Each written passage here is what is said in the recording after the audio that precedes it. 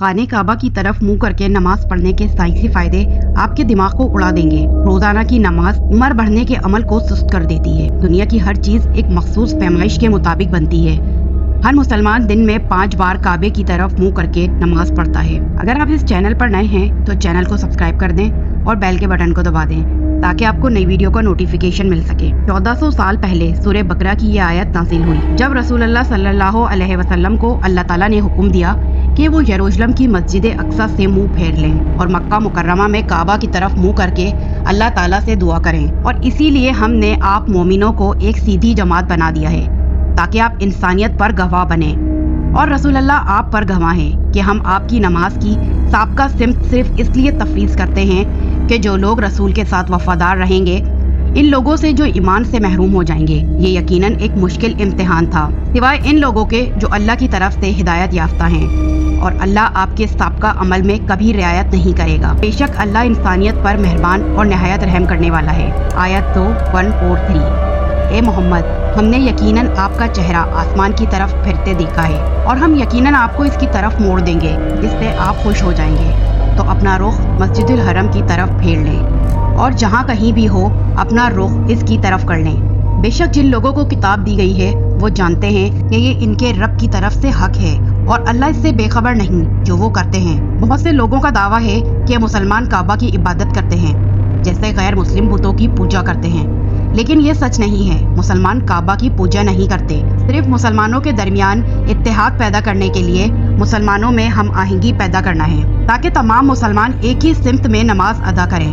बहुत से उल्मा कहते हैं कि अगर आपको सिमत का मालूम नहीं है और ना मिलने का कोई इम्कान है फिर आप किसी भी सिमत नमाज पढ़ सकते हैं क्योंकि अल्लाह मशरिक और मगरिब हर जगह मौजूद है। जैसा कि अल्लाह ताला कुरान में फरमाता है और मशरिक और मगरिब अल्लाह ही का है, इसलिए जिस तरफ भी आप रुख करें वहाँ अल्लाह का चेहरा है। बेशक अल्लाह हर चीज पर कादिर है। और ये जानते हुए कि आज की साइंस इतनी तरक्की कर चुकी है और अब हम काबे की तरफ मुंह करके नमाज पढ़ने के कई साइंसी फायदे जानते हैं। साइंस ये साबित करती है कि जब इंसान सजदे में सर झुकाता है तो इसका जिस्म बहुत सी मनफी तवानाइयाँ छोड़ता है। इसको समझने के लिए आइए रियाजी में गोल्डन रेशो के बारे में समझते हैं कि गोल्डन रेशो में 2 मिकदारें हैं। अगर इनका रेशो 2 मिकदारों में से बड़ी मिकदार में इनके फिगर के रेशो के बराबर है तो दाएं तरफ की तस्वीर जियोमेट्रिक रिलेशनशिप की वजाहत करती है जहां यूनानी हुर्फ फाई गोल्डन रेशो की नुमाइंदगी करता है।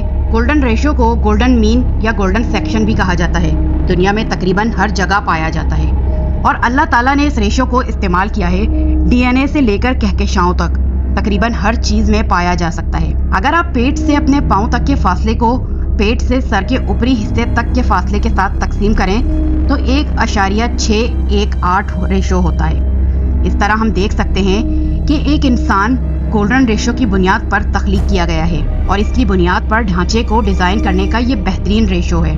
आप फर्ज करें कि आपके पेट से आपके पाँव के सिरे तक का फासला गोल्डन रेशो के मुताबिक नहीं होता बल्कि इस रेशो से ज्यादा था तो क्या होगा? इंसानी जिस्म की खूबसूरती और साख्त में कमी आएगी और इंसानी जिस्म की हरकत भी गैर मुस्तहकम हो जाएगी।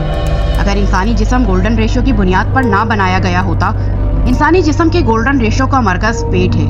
अल्लाह ताला ने कुरान मजीद में फरमाया है कि अल्लाह ताला ने हर चीज के लिए पैमाना मुकर्रर कर रखा है। हर चीज के लिए इसका पैमाना इसके पास है। इन आयत में वाज़ेह तौर पर जिक्र किया गया है कि हर चीज के पीछे एक मखसूस पैमाना है। अगर आप मक्का शहर को देखें, शुमाली और जुनूबी पोल्स के फासले में मक्का शहर का रेशो और मशरिकी और मगरिबी लंबाई और चौड़ाई का रेशो भी गोल्ड के बराबर है। मुकद्दस काबा की लंबाई और चौड़ाई की पोजीशन गूगल अर्थ पर मक्का शहर के मरकज की पोजीशन है। इन दोनों पोजीशनों में जुनूबी और शुमाली हिस्सों के दरमियान रेशो तकरीबन 1.624 या 1.6 है और मगरिब और मशरिक के फासले के दरमियान रेशो तकरीबन 1.568 या 1.6 है। ये दोनों रेशो तकरीबन 1.5% वैल्यू के करीब है। गोल्डन रेशो 1.61803 जमीन के गोल्डन मेन पॉइंट और मुकद्दस काबा के दरमियान फासला सिर्फ चंद किलोमीटर 277 किलोमीटर है और अगर इन दोनों पॉइंट्स के दरमियान सीधी लकीर खींची जाए तो इस पर मिना आबशार दिखाई देता है। तो हमें मालूम हुआ कि काबा दुनिया का सुनहरी नुक्ता है। नील आर्मस्ट्रॉन्ग ने जब जमीन को खला से देखा तो इसने जमीन से और खास तौर पर काबा से खारिज होने वाली कुछ मजबूत शुआओं का मुशाहिदा किया जो तवील फासले तक फैली हुई थी। कुछ का दावा है कि ये शुआएं ज़मीन के काबे को आसमानी काबा से जोड़ती हैं, जिन्हें वो फ्रीक्वेंट हाउस भी कहते हैं, जो खाने काबा की ऐन नकल है। इंसानी वजूद की हकीकतों से बाहर ये खाने काबा के बिल्कुल ऊपर 7वें आसमान पर बैतुल मामूर के ऊपर अल्लाह सुब्हाना व तआला का अर्श है। 7000 फरिश्ते हर एक दिन इबादत और दुआ करने के लिए बैतुल मामूर का दौरा करते हैं, जो कभी वापस नहीं आते। बैतुल मामूर का इस्तकबाल रोजाना 70,000 फरिश्तों के नए लश्कर के जरिए किया जाता है, जो जमीन पर इंसानों के मुकाबले में मौजूद फरिश्तों की आबादी की बड़ी तादाद को तनाजुर में रखता है। यही वजह है कि जब कोई शख्स काबा के गिर्द चक्कर लगाता है तो ऐसा लगता है जैसे हम एक पुरस्कार तवानाई से भरे हुए हैं, और ये एक हकीकत है जो साइंसी तौर पर साबित हो चुकी है। इसीलिए अगर कोई मक्का मुकर्रमा में रहता है तब वो ज़्यादा सेहतमंद रहेगा। काबा के बारे में एक और हैरत अंगेज बात यह है कि तहकीक से मालूम हुआ कि काला पत्थर एक ऐसा पत्थर है जो दुनिया का कदीम तरीन पत्थर है और पानी में भी तैर सकता है। इंग्लिस्तान के एक सरकारी अजायब घर में खाना काबा के पत्थर के 3 टुकड़े मिले हैं, और म्यूजियम ने ये भी कहा है कि पत्थरों के टुकड़े हमारे सोलर सिस्टम से नहीं है। हजरत अब्बास रज़ी अल्लाह ताला अन्हा से रिवायत है कि रसूलुल्लाह सल्लल्लाहु अलैहि वसल्लम ने फरमाया, जब हिजर अस्वद जन्नत से उतरा तो वो दूध से ज़्यादा सफ़ेद था, लेकिन बनी आदम के गुनाहों ने इसे काला बना दिया। हमारा जिस्म रोज़ाना की बुनियाद पर इर्द गिर्द से मुख्तलिफ बरकी मकनातीसी शुआएं जमा करता है, और ये शुआएं हमारे दिमाग के फ्रंटल लॉब में जमा होती हैं, जो स्ट्रेस, एंजाइटी और डिप्रेशन का बाइस बनती हैं। ये शुआएं सजदे के दौरान हमारे सर को नीचे धकेल कर दिमाग से निकाली जा सकती, और सबसे अहम ये कि वो एक मजबूत तवानाई बख्श फील्ड है।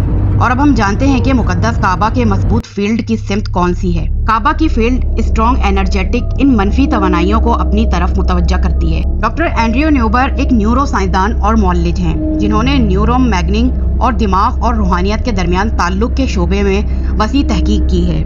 वो खास तौर पर मजहबी और रूहानी तजर्बे की असाबी बुनियादों पर अपने काम के लिए जाना जाता है, और रूहानी तजर्बाकार एंड्रयू न्यूबर ने अपनी किताब में लिखा है, खुदा दिमाग को कैसे बदलता है कि मुसलसल इबादत उम्र बढ़ने के अमल को सुस्त कर देती है।